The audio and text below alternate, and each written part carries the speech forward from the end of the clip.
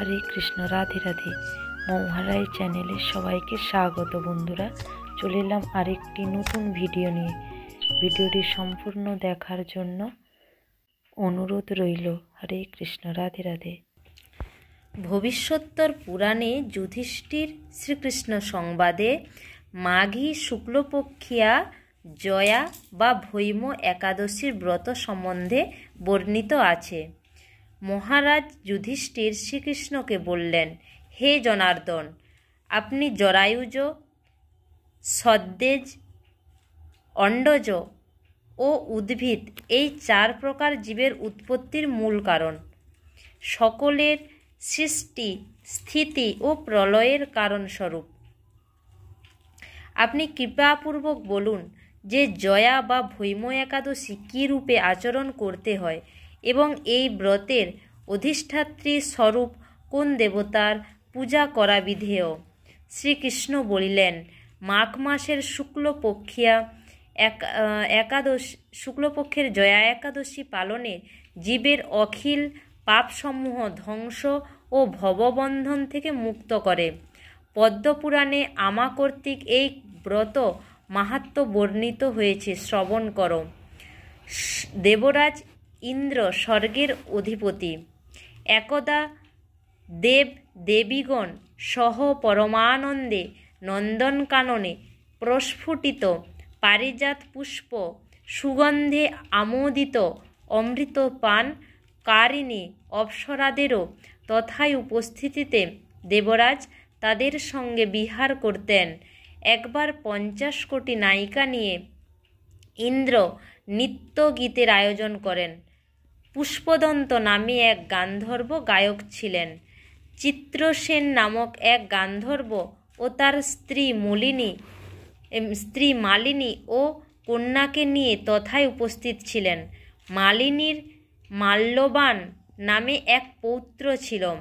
পুষ্পবতী নাম্নী এক গান্ধর্বী পৌত্র মাল্যবানের ওপর মোহগ্রস্ত হলে পুষ্পবতী নৃত্য গীতে, অঙ্গভঙ্গিমা ও কটাক্ষ দৃষ্টিপাতে এবং ভুজোদয় দ্বারা আকর্ষণে মাল্যবানকে বশীভূত করেছিল।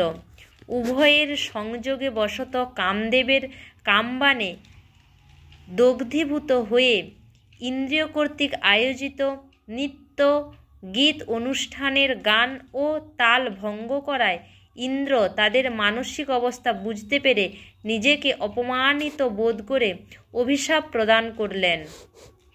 তোরা দুজনে স্ত্রী পুরুষ রূপে পিশাচিনী জন্মলাভ করে মর্তলোকে কর্মফল ভোগ কর। সত্যিই তারা পিশাচী হয়ে হিমালয়ের প্রান্তে অত্যন্ত দুঃখপূর্ণভাবে জীবনযাপন করতে লাগল। দুজনে দুঃখে ব্যাকুল হয়ে অনিদ্রায়, অনাহারে ও ঠান্ডায় কাঁপতে কাঁপতে পিশাচিনীকে বলতে লাগল, হায়, আমরা এমন দুঃখদায়িনী পাপকর্ম করলাম যে কারণে আমাদের পিশাচত্ব লাভ হলো। আমাদের আর কতকাল এইভাবে কাটবে? এমতো অবস্থায় দেখতে দেখতে মাঘ মাসের শুক্লপক্ষিয়া জয়া বা ভৈম একাদশী এসে উপস্থিত। তারা উভয়ে ওই দিন অজ্ঞাতসারে অনাহারে দিন যাপন করেছিল। ক্ষুধা থাকা সত্ত্বেও কোনো প্রাণী ও ফলমূল গ্রহণের সুযোগ তারা করতে পারেনি। দুঃখপূর্ণ হৃদয়ে সারা রাত্রি বনের মধ্যে এক পিপল বৃক্ষের নিম্নে অনিদ্রায় জেগে থাকতে হলো। হে রাজন, এই প্রকারে অজ্ঞাতসারে জয়া বা ভৈম একাদশী পালন হয়ে যায়। এই বিষ্ণুব্রত পালনে তারা পিশাচত্ব হতে মুক্তি লাভ করে এবং এই অজ্ঞাত সুকৃতির ফলে উভয়েই পূর্বদেহ ফিরে পেয়ে দিব্য বিমান যোগে দেবরাজ ইন্দ্রের নিকট পৌঁছয়ে প্রণাম জানালো। দেবরাজ তাদের দেখে তো অবাক। জিজ্ঞাসা করলেন, তোমরা কোন পূর্ণ প্রভাবে পিশাচত্ব থেকে মুক্ত হলে? কোন দেবতা তোমাদের শাপ মুক্ত করলেন? তখন তারা বললেন, হে স্বামীন, হে দেবরাজ, শ্রী ভগবানের ভক্তিযোগ প্রভাবে এবং জয়া ও নাম্নী একাদশীর ব্রত পালনে আমাদের পিশাচত্ব দূর হয়েছে। তাদের কথা শ্রবণ করে দেবরাজ ইন্দ্র বললেন, ভগবান শ্রী বিষ্ণুতে যাদের ভক্তি উদয় হয় এবং হরিবাসর ব্রতাদি পালন যারা করে তারা আমার পূজ্য এবং প্রণম্য, সুতরাং তোমরাও আমার প্রণম্য। তোমার সহধর্মিণী পরমা ভাগ্যবতী, তোমরা উভয়েই এখানে স্বেচ্ছায় সুখে বাস করবে। ভগবান শ্রীকৃষ্ণ বললেন, হে রাজন, যিনি আনুষাঙ্গিকভাবে এই ব্রত পালন করে তারা যজ্ঞ, দান, তীর্থ ভ্রমণে ফল লাভ হয়। শ্রদ্ধাযুক্তভাবে ভগবত পিতার্থে এই ব্রত আচরণের বৈকুণ্ঠ লোক প্রাপ্তি হয়।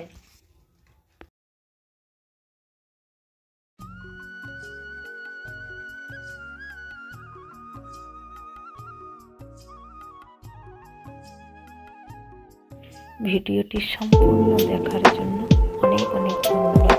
চ্যানেলে নতুন হয়ে থাকলে চ্যানেলটি সাবস্ক্রাইব করে পাশে থাকবেন।